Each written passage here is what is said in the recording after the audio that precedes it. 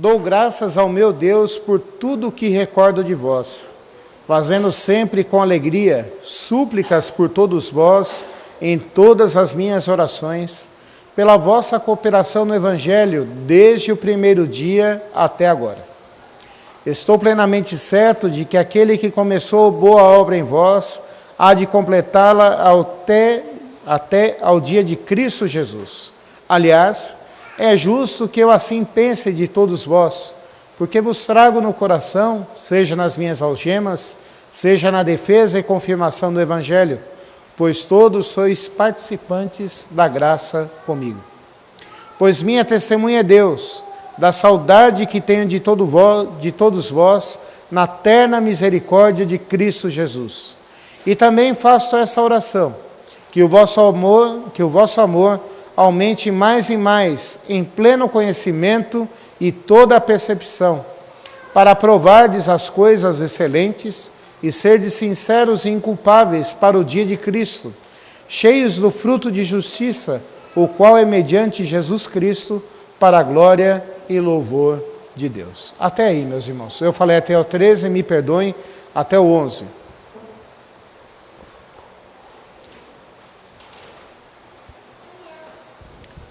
O que escrever para uma igreja amada? O que escrever para aquela igreja que parece ser a igreja que está no seu coração? O apóstolo Paulo fala aqui que ele trazia no coração e nas suas algemas a igreja de Filipos. E que ele estava cheio de saudades daqueles irmãos. E é fácil a gente entender por que o apóstolo Paulo estava cheio de saudades. Aquela igreja iniciou na casa de uma mulher. Na casa de Lídia, uma vendedora de tecidos, uma vendedora de púrpura, judia, que se converteu. Mas também era a cidade onde o apóstolo Paulo ficou preso, onde ele foi açoitado, mesmo sendo cidadão romano, onde ele não chegou e falou assim: vocês não podem me açoitar, vocês não podem me punir porque eu sou cidadão romano. Foi naquela cidade onde ele foi preso e ficou ali preso à noite, e onde ele, louvando a Deus juntamente com Silas, as portas daquela cadeia se abriram e o carcereiro se converteu naquele momento. Então aquela igreja era uma igreja simples, uma igreja pobre, uma igreja feita de gente como qualquer outra, não era dos ricos, não era dos poderosos, porque a gente vê na igreja de Antioquia até um dos meios-irmãos de Herodes sendo membro daquela igreja. Mas a de Filipos não. Era gente simples, gente humilde, gente que batalhava para conseguir ganhar o seu sustento, gente que amava o apóstolo Paulo, gente que tinha pelo apóstolo Paulo uma alta consideração também, e que estavam tristes, porque sabiam que o apóstolo Paulo estava preso e seria julgado. Para aqueles irmãos, era um momento muito duro. Eles pensavam que não haveria mais como continuar como igreja, ou que o pastor que tinha plantado aquela igreja, Paulo, o apóstolo e evangelista, seria morto. É por isso que o apóstolo Paulo fala que tudo posso naquele que me fortalece. É por isso que o apóstolo Paulo fala assim: alegrai-vos no Senhor, outra vez vos digo, alegrai-vos. E é por isso que o apóstolo Paulo escreve para essa igreja, dizendo para eles agora: percebam, vejam como vocês têm sido uma igreja abençoada por Deus. Percebam como vocês são uma igreja do Senhor. E eu queria trabalhar com essa ideia também aqui com a igreja do Jaraguá. São 12 anos de organização formal, são 12 anos onde que Deus tem nos abençoado, são 12 anos onde nós temos levado o Evangelho aqui nesse bairro, são 12 anos onde nós podemos ver e perceber a boa mão do Senhor sobre as nossas vidas. A primeira característica aqui, e a primeira característica da igreja abençoada por Deus, e uma igreja forte em Deus, o apóstolo Paulo fala aqui, dizendo que dou graças ao meu Deus por tudo que recordo de vós. Dou graças ao meu Deus por tudo que recordo de vós. Logo de início eu já comecei falando. Aquela igreja nasceu dentro de uma viúva, dentro da casa de Lídia, a vendedora de púrpuras. Uma igreja que começou sofrendo ameaças. Paulo foi preso porque ali em Filipos ele expulsou o demônio de uma menina. Ele foi açoitado. Ele quase foi levado para Roma.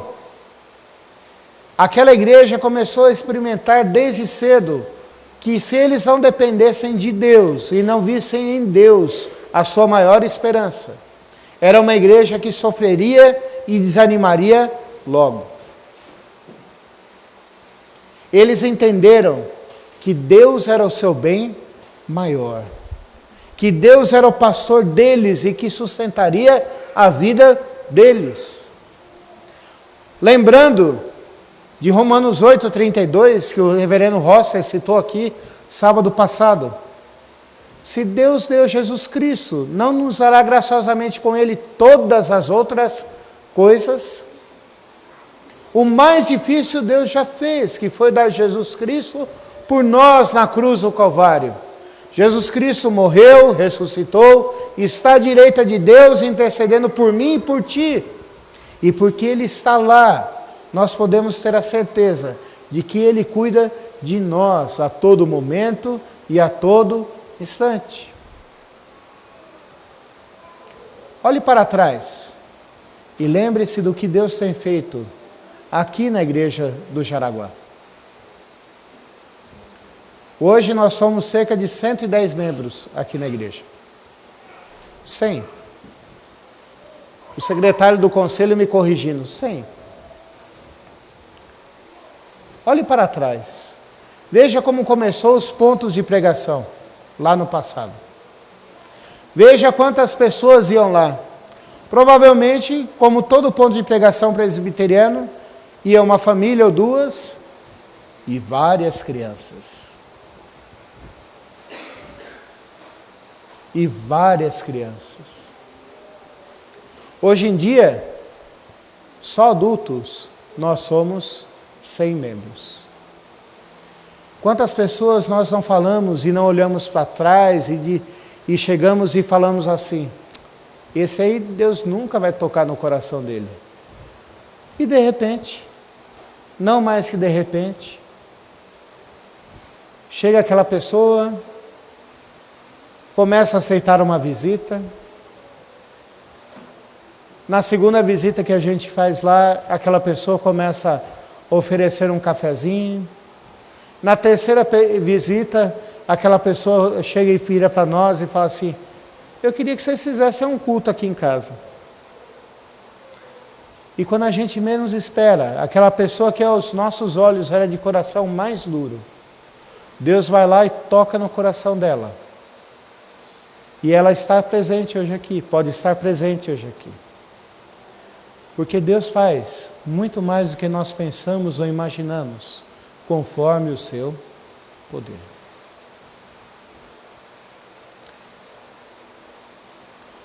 Quem pensou que hoje nós estaríamos aqui,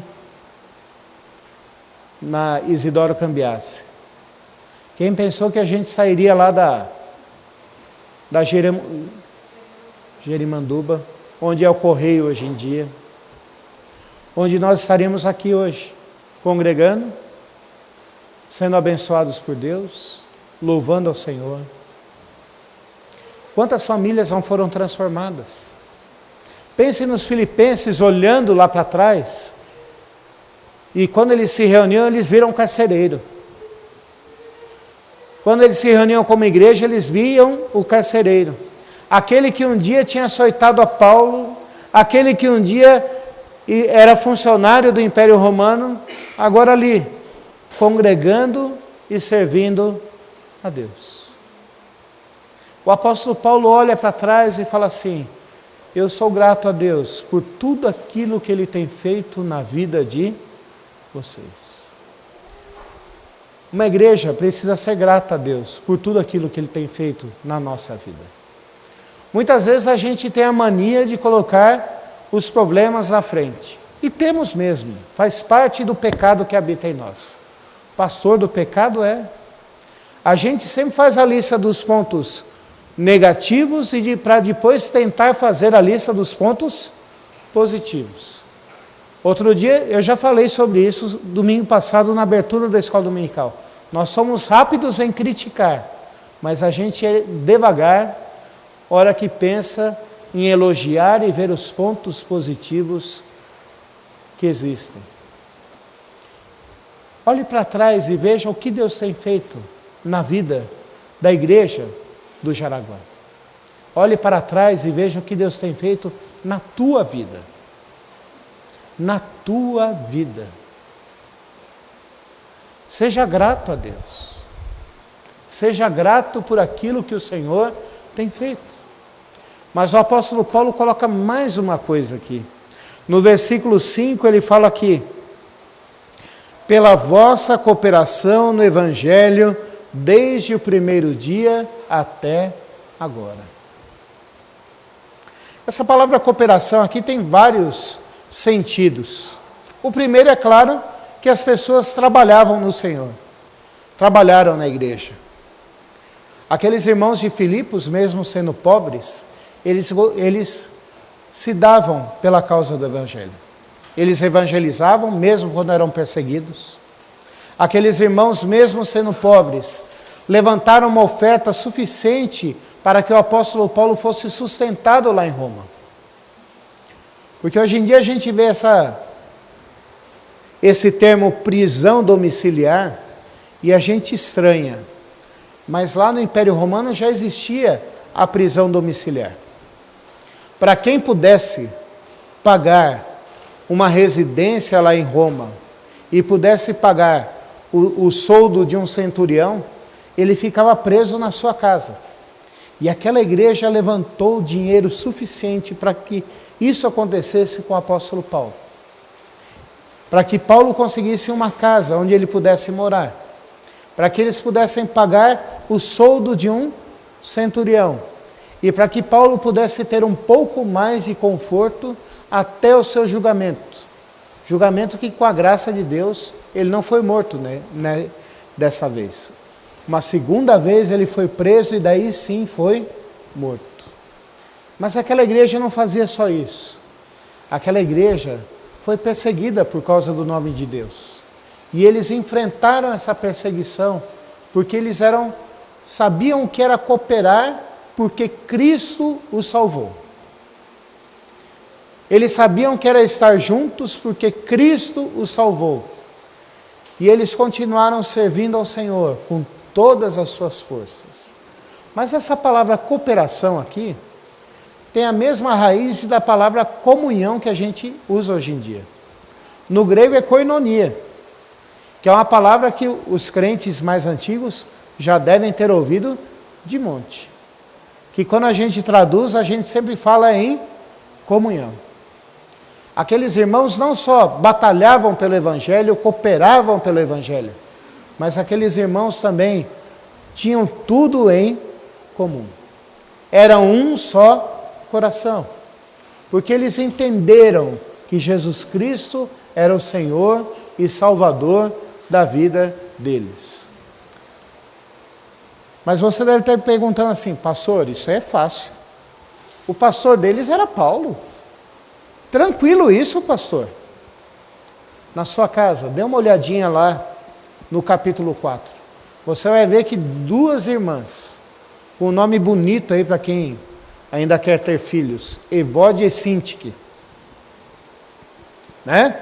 Bonitos nomes para a gente colocar hoje em dia nos nossos filhos. Está certo que vão ser diferenciadas, né? Coitadas vão sofrer um bocado.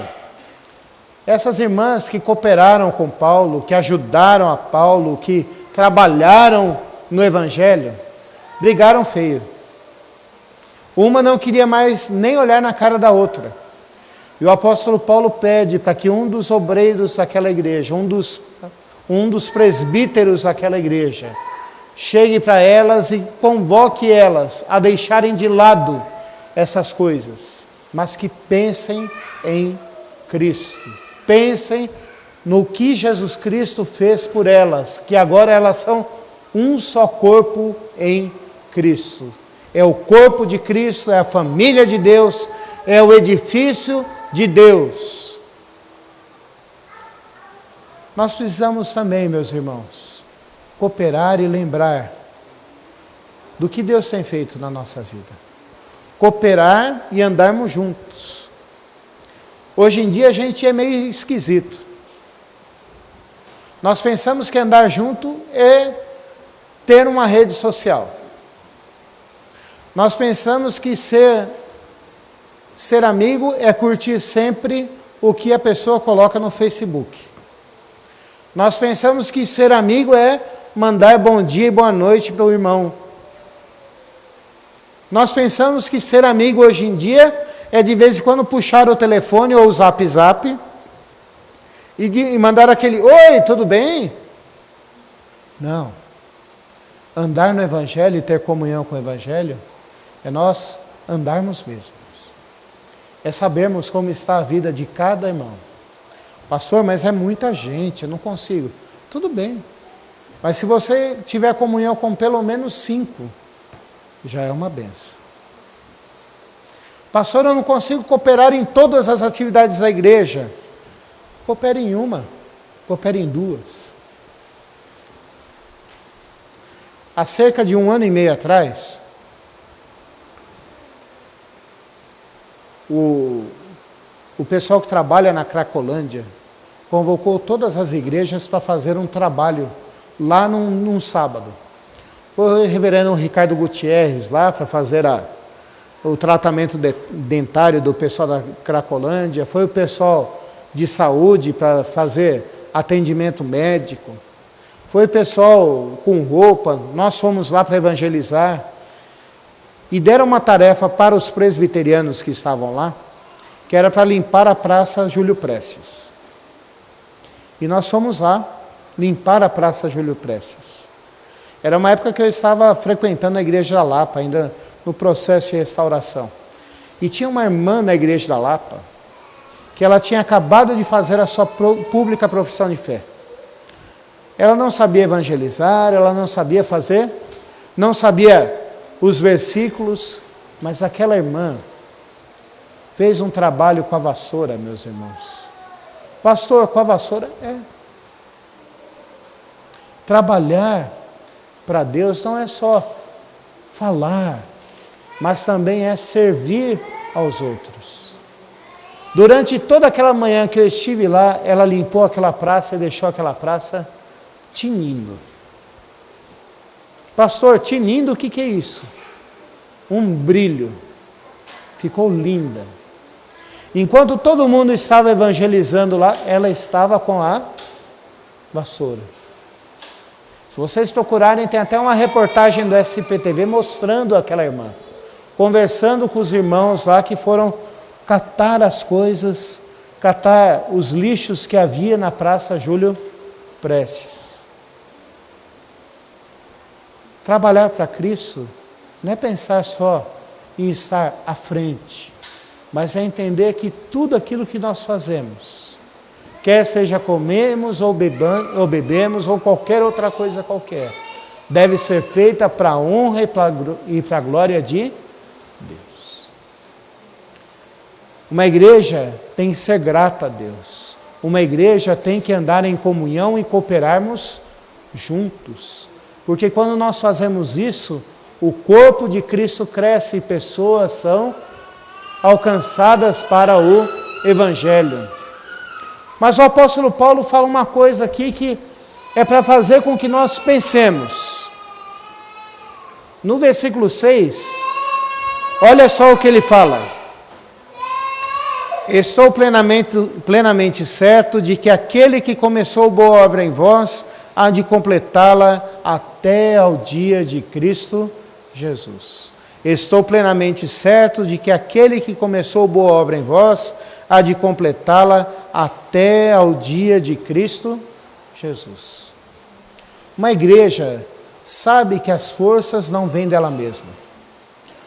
Os crentes sabem que eles por si mesmos nada podem fazer, mas que quem trabalha na igreja e quem faz a obra na igreja é Deus usando os crentes. Se há alguma coisa que não pode existir na igreja, é aquele sentimento de eu posso. Eu posso fazer isso, eu posso fazer aquilo, eu posso. Não. Nós nada podemos fazer. O pastor, quando se prepara para pregar, ele sabe que, por melhor que seja a preparação do sermão dele, por mais que ele prepare ilustrações, por mais que ele busque explicar o sentido bíblico, se Deus não aplicar o sermão nas pessoas através do Espírito Santo, de nada adianta. Nós, tudo o que fazemos, dependemos de Deus. Uma das características da igreja verdadeira é uma igreja que confia na obra do Senhor. É uma igreja confiante em Deus, não em si mesma. Nós somos fracos, meus irmãos. Por mais que a gente fale, a gente não consegue mudar a vida de ninguém. Por mais que a gente queira o bem de uma pessoa, nós não conseguimos mudar a vida dela. Mas quem pode mudar é Deus. Quem pode santificar é Deus. Quem pode transformar a vida da pessoa é Deus. Quem pode fazer esses bancos encher é Deus, nos usando para isso. Mas nós precisamos confiar em Deus. Como que nós fazemos isso? Crendo nisso. Crendo que quem vai fazer a boa obra é o Senhor. E nós cantamos aqui, no último cântico que nós cantamos, ao Deus que nos guarda de tropeçar. É uma citação de Judas. Ao Deus que nos guarda de tropeçar, para nos apresentarmos puros diante da sua glória. Nós estamos sendo transformados por Deus. É Ele quem vai fazer a obra. Devemos estar dispostos? Sim. Porque é essa certeza que nos estimula a buscarmos a Deus, a crermos em Deus e a fazermos a obra para Deus. Porque se não for essa visão, meus irmãos, nós vamos desfalecer. E aqui eu quero lembrar de Isaías 41, versículo 31. Os que confiam no Senhor são como águias. As suas forças se renovam, caminham e não se cansam, correm e não se fatigam. Porque a nossa confiança e a nossa esperança está no Senhor. Aquela igreja sofria perseguições, mas continuava servindo a Deus, porque cria que Deus é quem fazia a boa obra na vida deles. Aqui a igreja já passou por alguns reveses, já passou por momentos difíceis, e nós podemos olhar para trás e também termos essa certeza de que a boa mão do Senhor está conosco. Nós podemos também dizer, como o apóstolo Paulo falou para aquela igreja: estou plenamente certo de que aquele que começou a boa obra em vós há de completá-la até o dia final. Nós também podemos crer nisso, porque nós, olhando para trás e sabendo da palavra de Deus, nós podemos crer nessa promessa. Mas a última característica da igreja que eu quero trabalhar hoje é que nós devemos ser uma igreja que tem pleno conhecimento de Deus e que também é uma igreja frutífica. Meus irmãos, nós vivemos um tempo onde que ter conhecimento é consultar a Wikipédia. Todo mundo sabe o que é a Wikipédia, gente? Wikipédia é uma enciclopédia eletrônica. Antigamente, as famílias iam lá e gastavam 5 mil reais, 6 mil reais e compravam a Barça. Lá na casa da minha mãe tem uma Barça lá de 69, está lá até hoje. Está lá. Era cara, custava 5 mil reais. Se fosse um preço de hoje, 5 mil, 6 mil reais, era alguma coisa caríssima. A Barça traz algum conhecimento? Traz. Mas ele é raso. Quando a gente quer conhecimento profundo sobre alguma coisa, precisava buscar outros livros para conhecer. Hoje nós vivemos numa época da Wikipédia, que é a nova Barça. É digital, é só você colocar lá no Google, ou como eu brinco com os meus alunos, no santo Google, colocar lá, dar o Enter, ele vai dar o verbete lá que você procura e alguma informação sobre ele. Nós vivemos uma época de conhecimento de Wikipédia, que é raso. Só tem o essencial do essencial. Nós precisamos hoje em dia, meus irmãos, querer conhecer mais de Cristo. Querer estar mais perto de Cristo. Queremos ter prazer de ler e meditar na palavra de Deus para conhecermos mais do Senhor. Porque como igreja é isso que Deus quer de nós, também. Mas Ele também quer que eu e você frutifiquemos. E frutificar do Espírito significa ser transformados por Deus para deixarmos o molde antigo, para sermos parecidos com Cristo. Temos paz, longanimidade, benignidade, bondade, mansidão, domínio próprio. Sermos pessoas que evangelizamos, sermos pessoas que somos sal e luz onde nós estamos. O apóstolo Paulo fala para aquela igreja: meus irmãos, vocês já têm isso, mas vocês podem frutificar ainda mais e conhecer ainda mais de Cristo. Como pastor auxiliar da igreja do Jaraguá, o que falar no aniversário de 12 anos da igreja do Jaraguá? O meu desejo é que a gente olhe para trás e seja grato.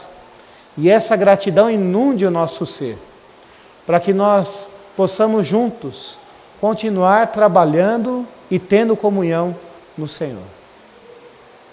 O meu desejo é que você entenda que você foi salvo para fazer parte do corpo de Cristo e que tem que ter comunhão. Temos que ter comunhão uns com os outros. E que precisamos trabalhar juntos. Não precisa ser aquele serviço que aparece para todo mundo. Não precisa ser aquele serviço que todo mundo vai chegar e bater palma e falar assim: puxa, que serviço que você fez. Mas o importante é você trabalhar para a honra e para a glória de Deus. Pode ser varrer. Aliás, quem trabalha a semana inteira sabe bem o que é isso. A hora que a gente chega em casa, no final de semana, sábado de manhã, a gente olha para casa e fala assim: eu ia tomar um café demorado. Agora meu compromisso é com a vassoura. E começa a varrer a casa inteira. Se na nossa casa é assim, na igreja nós precisamos de pessoas que trabalhem também nas pequeninas coisas, senão não funciona.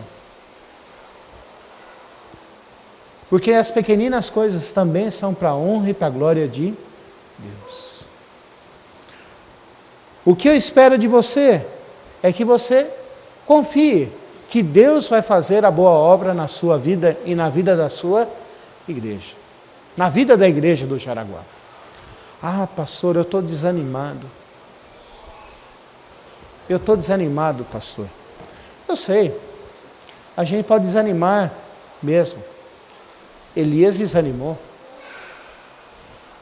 Elias, depois de ter enfrentado os profetas de Baal, desanimou, porque ele falou: só sobrou eu, Senhor. E foi lá para a caverna e Deus cuidou dele. E depois Deus o trouxe de volta. para que ele entendesse que ele não estava sozinho, que havia mais gente, e que ele era importante, e que era importante que ele continuasse servindo a Deus. Deus também quer isso de nós. Por mais que você possa estar desanimado, por mais que você possa estar pensando assim, eu não tenho mais o que fazer. Eu estou numa situação que eu sozinho não consigo mais fazer nada. Aí é que Deus começa a agir na sua vida. Porque você deixa o seu eu de lado e começa a confiar e crer no que Deus pode fazer na sua vida. Por último, meus irmãos, o que eu espero da Igreja do Jaraguá, não só nesse ano que se inicia, mas durante toda a vida dela, é que nós queiramos conhecer mais a Cristo, cada vez mais, e que eu e você queiramos frutificar mais, para a honra e para a glória do nosso Deus. Vamos orar? Senhor, nós queremos te agradecer porque o Senhor deu a carta do apóstolo Paulo aos Filipenses para aquela igreja e chegou até hoje para nós, Senhor Deus. Uma mensagem viva, vibrante, uma mensagem onde nós podemos ver um pastor orando pela sua igreja, fazendo súplicas pela sua igreja. E é o nosso desejo hoje também pela igreja do Jaraguá, Pai Santo. Por nós, Senhor Deus. Que o Senhor, Pai Santo, faz com que nós olhemos para o passado e sejamos gratos, Pai Santo, por tudo aquilo que o Senhor tem feito, Pai. Por quem Tu és na nossa vida, Pai. Nós queremos Te agradecer, Senhor Deus. E que o Senhor nos dê um coração grato, que esse coração grato, Pai Santo, nos anime para Te buscarmos e Te servirmos, Pai. Que o Senhor faça, Pai Santo, com que eu e meus irmãos, Pai, trabalhemos juntos, apesar dos problemas, apesar das diferenças, apesar dos desentendimentos que às vezes podemos ter, Pai Santo. Porque a obra não é nossa, é Tua, Senhor Deus. Foi o Senhor que nos colocou aqui. Foi o Senhor que nos chama para estarmos aqui, Te servindo, Te buscando e sendo luz aqui no Jaraguá, Pai. Senhor Deus, também que o Senhor nos abençoe, Pai Santo, para que nós, Senhor Deus, confiemos em Ti e não em nós mesmos, Pai. Para que nós não pensemos que somos poderosos, porque quem tem todo o poder, quem é onipresente, quem faz a boa obra na nossa vida e na vida da igreja é o Senhor, Pai Santo. Ensina-nos isso, Senhor Deus. E Pai amado, nós somente imploramos que o Senhor faça com que nós tenhamos fome e sede de Ti, Senhor Deus. De conhecermos mais a Cristo e que nós frutifiquemos para a Tua honra e Tua glória, Pai. Frutifiquemos sendo transformados, frutifiquemos levando a Tua palavra para outras pessoas, Pai. Essa é a nossa oração, Senhor Deus, em nome de Jesus Cristo. Amém. Eu quero chamar o reverendo Márcio para impetrar a bênção apostólica.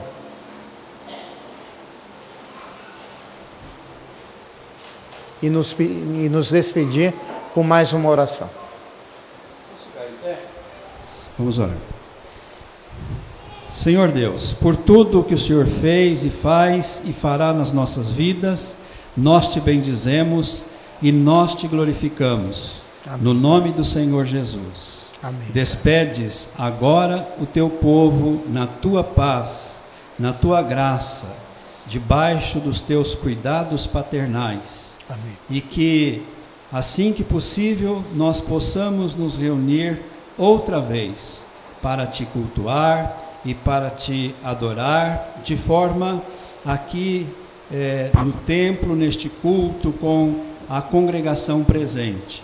Mas enquanto isto não acontecer, que possamos ter a consciência de que a nossa vida deve ser colocada diante do Senhor como um culto público também, ó Pai, como um culto individual, como um testemunho de que nós vivemos contigo, em comunhão com Jesus, e que somos, ó Pai, usados pelo Teu Espírito para transmitirmos Jesus através das nossas vidas. Amém. E que agora a graça do Senhor Jesus, o amor de Deus, nosso amado Pai, e a comunhão, a consolação o ensino e o poder do Espírito Santo estejam convosco e sobre vós permaneçam eternamente. Amém. Amém.